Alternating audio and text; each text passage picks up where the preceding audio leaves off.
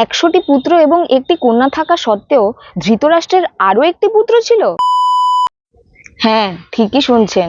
কৌরব বংশে কুন্তির 5 পুত্র এবং ধৃতরাষ্ট্র ও গান্ধারীর 100টি পুত্র ও একটি কন্যা থাকার পাশাপাশি ধৃতরাষ্ট্রের আরো একটি পুত্রও ছিল। গান্ধারী যখন গর্ভবতী ছিলেন তখন একজন বৈশ্য দাসী ধৃতরাষ্ট্রের সেবা যত্ন করতেন। সেই সময় ধৃতরাষ্ট্রের দ্বারা সেই দাসী গর্ভবতী হয় এবং জন্ম দেয় এক প্রখর বুদ্ধি সম্পন্ন পুত্রের, যার নাম করা হয় যুযুৎসু। একজন ক্ষত্রিয় দ্বারা একজন বৈশ্য নারীর গর্ভে জন্মগ্রহণ করায় পরে তার নামকরণ করা হয় বিকর্ণ। ধৃতরাষ্ট্রের 100টি পুত্রের সকলেই ছিলেন বীর এবং অতিরথ এবং যুদ্ধেও যথেষ্ট পারদর্শী। সকলেই বেদ এবং সকল প্রকার অস্ত্রচালনাতেও পারদর্শী ছিলেন।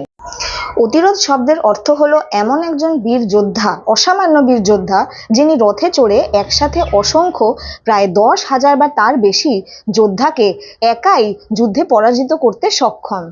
এমন সময় কুন্তী ফিরে এলেন তার 5 দেবতুল্য পুত্রদের নিয়ে হস্তিনাপুরে। ভীষ্ম, বিদুর সবাই খুব খুশি হলেন, কিন্তু পাণ্ডু ও মাদ্রীর মৃত্যু সংবাদ পেয়ে কিছুটা মর্মাহত হলেন। কিন্তু খুশি হলো না কৌরবরা।